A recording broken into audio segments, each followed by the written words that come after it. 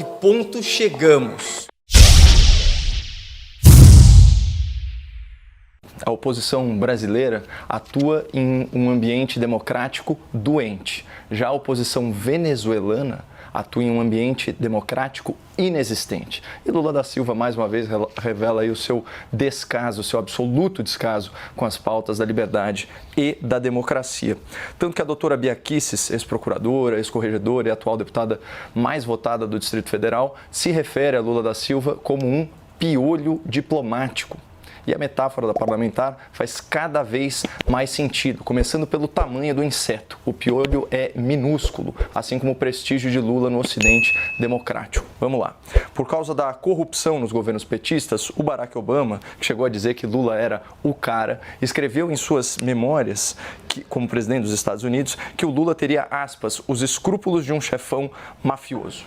Aí, num outro momento, por seu alinhamento com os interesses russos ilegítimos lá na Ucrânia, a imprensa francesa, que sempre foi muito amistosa, com esse populismo socialista, começou a chamar o Lula de o falso amigo do Ocidente. Agora, mais recentemente, Israel, aliado histórico do Brasil, desqualificou Lula como persona não grata após uma série de acusações levianas e comparações esdrúxulas feitas pelo petista, manifestações tão absurdas que foram celebradas pelo Hamas, uma organização terrorista. Por essas e outras, o Lula viu a sua reputação internacional minguar a ponto de se tornar, nas palavras da deputada, o tal piolho diplomático. E aqui tem um outro aspecto dessa metáfora. O piolho, além de minúsculo, é um parasita.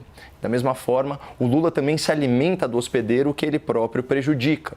Vamos parar para pensar. A autoridade do Lula vem da presidência de uma grande democracia, mas ele tem exercido essa autoridade, essa influência, atuando como garoto propaganda de ditadores e de regimes autoritários. E, além de parasitar uma democracia para fortalecer ditaduras, Lula, como um piolho, também espalha doenças e doenças contagiosas. A doença que ele espalha é a desinformação. Então, afirmar que uma ditadura assassina, como a da Venezuela, não passa de uma narrativa da oposição, isso é disseminar fake news. Atestar a credibilidade do processo eleitoral na Venezuela é disseminar fake news. E agora, para piorar ainda mais o seu status de piolho diplomático, o Lula faz uma nova provocação potencialmente sexista contra a principal opositora de Nicolás Maduro, que é a Maria Corina Machado, vergonhosamente impedida de participar das eleições. O Lula disse que, quando ele estava preso, ele indicou um outro candidato aí às eleições ao invés de chorar.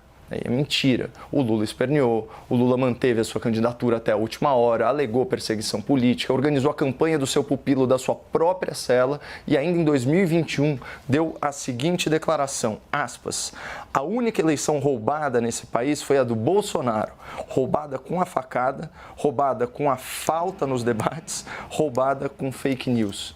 Fecha aspas. Então essa fala demonstra como o Lula, além de choramingar, é mau perdedor.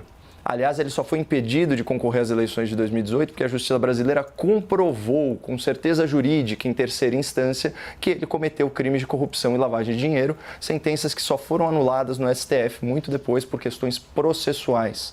É uma situação muito diferente da senhora Maria Corina Machado, que não cometeu ilícito nenhum.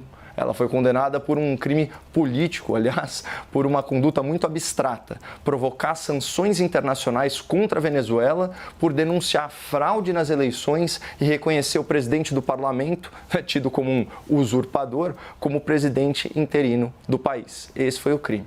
Então vejam como a diferença salta aos olhos. O Lula subverteu a democracia, mas foi reabilitado por um tribunal aparentemente democrático. Já a Maria Corina lutou a favor da democracia, mas foi condenada por um tribunal sabidamente antidemocrático. Portanto, essas comparações do Lula entre Brasil e Venezuela e a oposição nos dois países e os processos eleitorais, elas são mesmo dignas de um piolho diplomático.